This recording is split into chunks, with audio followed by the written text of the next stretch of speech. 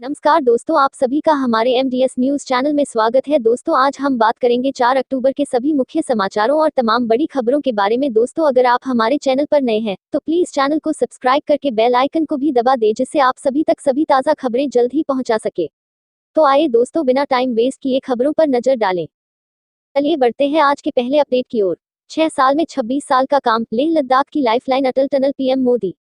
प्रधानमंत्री नरेंद्र मोदी शनिवार यानी आज रोहतांग में रणनीतिक तौर पर अहम अटल सुरंग का उद्घाटन किया। पीएम नरेंद्र मोदी रोहतांग पहुंचे हैं। इससे पहले पीएम मोदी ने ट्वीट कर कहा कि अटल टनल इस इलाके में कनेक्टिविटी की एक बड़ी समस्या को हल करेगी। पीएम मोदी ने ट्वीट कर लिखा, अटल टनल क्षेत्र में कनेक्टिविटी की एक बड़ी समस्या को हल करेगी। इसमें कई मुख्य विशेषताएं हैं और यह स्थानीय नागरिकों के जीवन को और आसान बनाएगी। वहीं एक दिन पहले केंद्रीय रक्षा मंत्री राजनाथ सिंह ने शुक्रवार को व्यवस्थाओं की समीक्षा के लिए सुरंग का निरीक्षण किया। पेट्रोल एंड डीजल प्राइस को लेकर एक बहुत बड़ा update. Petrol diesel rate today the 3rd of October 2020। Petrol diesel के दाम स्थिर $39 प्रति बैरल पर पहुंचा। ब्रेंट क्रूड पेट्रोल डीजल के दाम में शनिवार को स्थिरता बनी रही, लेकिन अंतर्राष्ट्रीय बाजार में कच्चे तेल में आए नरमी से आने वाले दिनों में तेल विपणन कंपनियां पेट्रोल डीजल के दाम में फिर कटौती कर सकती हैं। बेंचमार्क कच्चा तेल ब्रेंट क्रूड का भाव लगातार 4 दिनों में 7.5% से ज्यादा टूटकर $39 प्रति बैरल पर आ गया है। ऊर्जा विशेषज्ञ बताते हैं कि कोरोना महामारी के प्रकोप के चलते बीते एक महीने से अंतर्राष्ट्रीय बाजार में कच्चे तेल के दाम में नरमी बनी हुई है। ब्रेंट क्रूड का भाव करीब $5 प्रति बैरल टूटा है। सितंबर में दिल्ली में डीजल की कीमत में 2.93 रुपये प्रति लीटर की गिरावट रही। कच्चे तेल में नरमी रहने से बीते महीने सितंबर में देश की राजधानी दिल्ली में डीजल की कीमत में 2.93 रुपये प्रति लीटर की गिरावट दर्ज की गई। अक्टूबर में भी उपभोक्ताओं को डीजल के दाम में राहत मिली है। एक दिन पहले देश के 4 प्रमुख महानगरों में डीजल के दाम में 15 पैसे से 18 पैसे प्रति लीटर की कटौती की गई थी। हालांकि इंडियन ऑयल की वेबसाइट के अनुसार दिल्ली, कोलकाता, मुंबई, चेन्नई में डीजल की कीमत शनिवार को बिना किसी बदलाव के क्रमशः 70.46 रुपये, 73.99 रुपये, 76.86 रुपये, 75.95 रुपये प्रति लीटर पर बनी रही। इससे पहले शुक्रवार को डीजल के दाम में दिल्ली में 17 पैसे, कोलकाता में 16 पैसे, मुंबई में 18 पैसे, चेन्नई में 15 पैसे प्रति लीटर की कटौती की गई थी। चारों महानगरों में पेट्रोल की कीमत भी क्रमशः 81.06 रुपये, 82.59 रुपये, 87.74 रुपये, 84.14 रुपये प्रति लीटर पर बनी हुई है। तानाशाह ने की ट्रंप के स्वस्थ होने की कामना। नॉर्थ कोरिया के तानाशाह ने कोरोना संक्रमित ट्रंप के शीघ्र स्वस्थ होने की कामना की। उत्तर कोरियाई नेता किम जोंग उन ने कोविड-19 से पीड़ित अमेरिकी राष्ट्रपति डोनाल्ड ट्रंप और उनकी पत्नी मेलानिया ट्रंप को शनिवार को भेजे एक संदेश में उनके शीघ्र स्वास्थ्य लाभ की कामना की। सरकारी मीडिया में यह जानकारी दी गई। कोरियन सेंट्रल न्यूज एजेंसी की खबर में कहा गया, उन्हें उम्मीद है कि दोनों बीमारी से यथाशीघ्र उबर जाएंगे। उन्हें उम्मीद जताई कि वे निश्चित ही इस बीमारी से ठीक हो जाएंगे। उन्हें ट्रंप दंपति को शुभकामनाएं भेजी हैं। ट्रंप ने शुक्रवार को कहा था कि वह और उनकी पत्नी कोरोना वायरस से संक्रमित हो गए हैं। ट्रंप के कोविड-19 से पीड़ित होने की जानकारी मिलने पर दुनिया भर के नेताओं ने उनके शीघ्र स्वास्थ्य लाभ के लिए उन्हें शुभकामनाएं भेजी थी। उत्तर कोरिया द्वारा 2017 में कई उच्च क्षमता वाली मिसाइलों के परीक्षण के बाद किम और ट्रंप के बीच रिश्ते बेहद तल्ख थे और दोनों एक दूसरे को धमकियां देते थे। रेलवे की ओर से बड़ी खुशखबरी। त्योहारी सीजन में यात्रियों को बड़ा तोहफा। 15 अक्टूबर से 200 स्पेशल ट्रेनें चलाएगा रेलवे। देश में अनलॉक होते ही ट्रेनें पटरियों पर लौटने लगी हैं। इसी बीच त्योहारी सीजन में भारतीय रेलवे यात्रियों को बड़ा तोहफा देने जा रहा है। दरअसल रेलवे ने 15 अक्टूबर से 200 अतिरिक्त ट्रेनें चलाने का निर्णय लिया है। रेलवे बोर्ड के चेयरमैन और सीईओ विनोद कुमार यादव ने गुरुवार को प्रेस कॉन्फ्रेंस में कहा कि 15 अक्टूबर से 30 नवंबर के बीच 200 और स्पेशल ट्रेनें चलाने की योजना बनाई जा रही है, लेकिन यात्रियों के भार के अनुसार इसे बढ़ाया भी जा सकता है।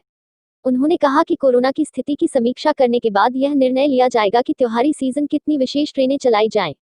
सीईओ विनोद कुमार ने कहा कि 200 विशेष ट्रेनें चलाने की योजना पर अभी अंतिम मुहर लगना बाकी है। ट्रेनों की संख्या और टाइम टेबल तय होने के बाद जल्द ही बुकिंग शुरू की जाएगी।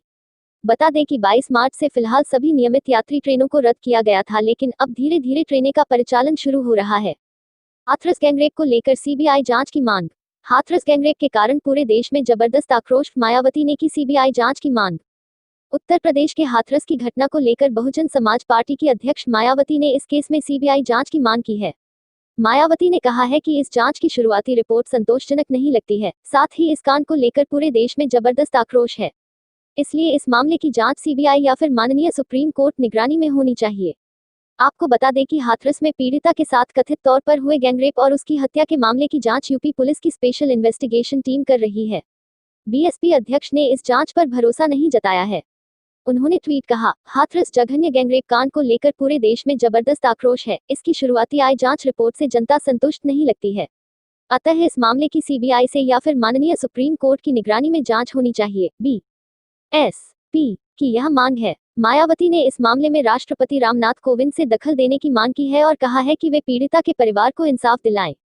मायावती ने ट्वीट किया, देश के माननीय राष्ट्रपति यूपी से आते हैं। वह एक दलित होने के नाते भी इस प्रकरण में खासकर सरकार के अमानवीय रवैये को ध्यान में रखकर पीड़ित परिवार को न्याय दिलाने के लिए दखल देने की भी उनसे पुरजोर अपील है।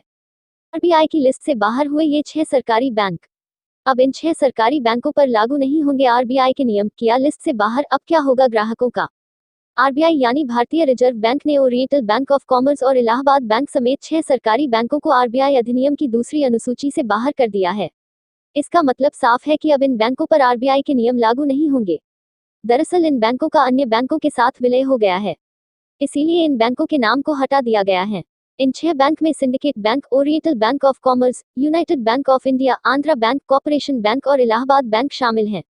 इस फैसले से बैंक के ग्राहकों पर कोई भी असर नहीं होगा, क्योंकि मर्जर के बाद इन बैंकों के ग्राहक मर्ज होने वाले बैंक के कस्टमर बन चुके हैं।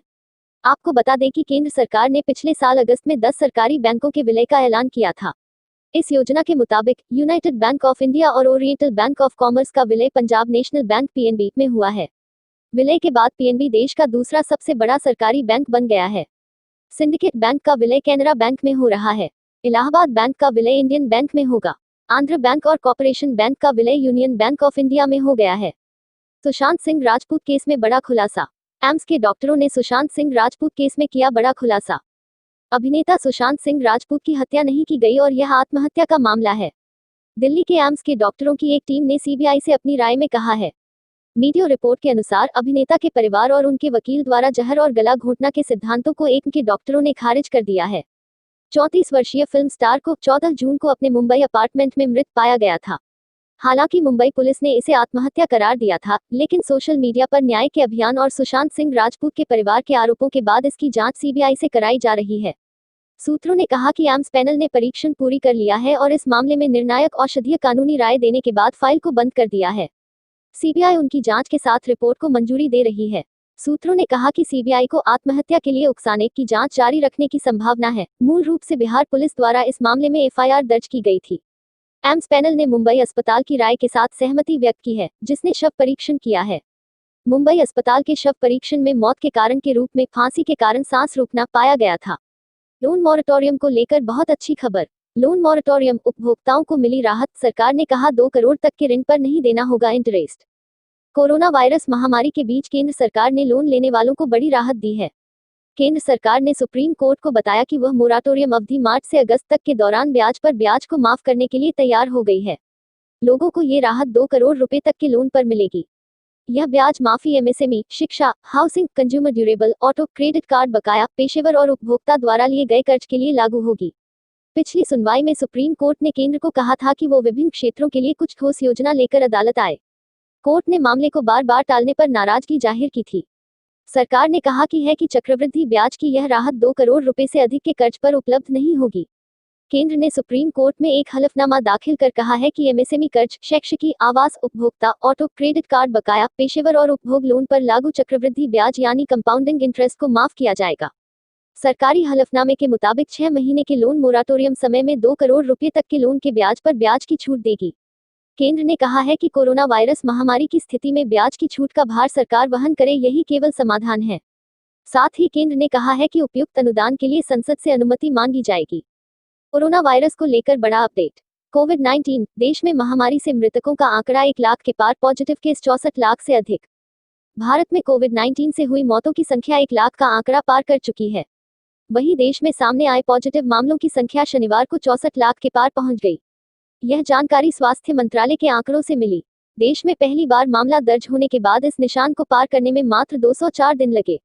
गौरतलब है कि 13 मार्च को एक 76 वर्षीय व्यक्ति ने संक्रमण के कारण दम तोड़ दिया था, जो देश में कोरोना से हुई मौत का पहला मामला था।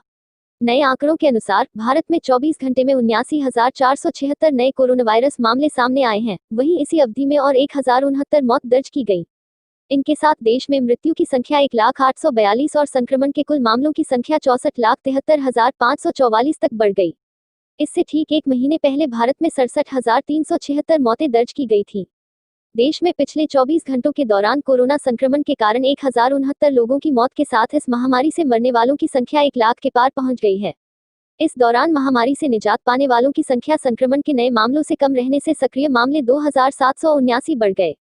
केंद्रीय स्वास्थ्य एवं परिवार कल्याण मंत्रालय की ओर से शनिवार को जारी आंकड़ों के मुताबिक पिछले 24 घंटों के दौरान कोरोना वायरस की चपेट में आए 1,069 लोगों की मौत से मृतकों की संख्या 1,0842 हो गई है। इस दौरान संक्रमण के 79,476 मामले सामने आने संक्रमितों की कुल संख्या 64,73,545 पर पहुंच गई है। वहीं 75,628 लोगों के कोरोना मुक्त होने से स्वस्थ होने वालों की कुल संख्या 54,27,707 हो गई है। सड़क हादसों को लेकर बड़ा बदलाव। सड़क हादसे के नियमों में सरकार ने किया बड़ा बदलाव, अब कंपनी को देना होगा इतना जुर्माना। सड़क हादसे में अगर किसी की मौत हो जाती है तो अब सीधे तौर पर कंपनी को जुर्माना देना होगा। मोदी सरकार ने इस कानून में बड़ा बदलाव करते हुए यह फैसला लिया है। अब सड़क हादसे में किसी की मौत पर रोड बनाने वाली कंपनी को दोषी माना जाएगा। इसके साथ ही निर्माण कंपनी ठेकेदार पर 1 लाख रुपए तक का जुर्माना लिया जाएगा। हादसे में संबंधित इंजीनियर, कंसल्टेंट, हितधारकों को कानूनी कार्रवाई का सामना करना पड़ सकता है। बता दें कि मोटर वाहन संशोधन अधिनियम 2020 के सेक्शन 198A में इसका प्रावधान किया गया है। हालांकि ये नियम फिलहाल नेशनल हाईवे के लिए है। इसके अलावा सड़क किनारे दुर्घटना होने पर मदद करने वालों को राहत दी गई है। सरकार ने ऐसे नेक आदमी के संरक्षण के नियम बना दिए हैं। इसके चलते पुलिस अब ऐसे लोगों पर पहचान जाहिर करने का दबाव नहीं बना सकेगी।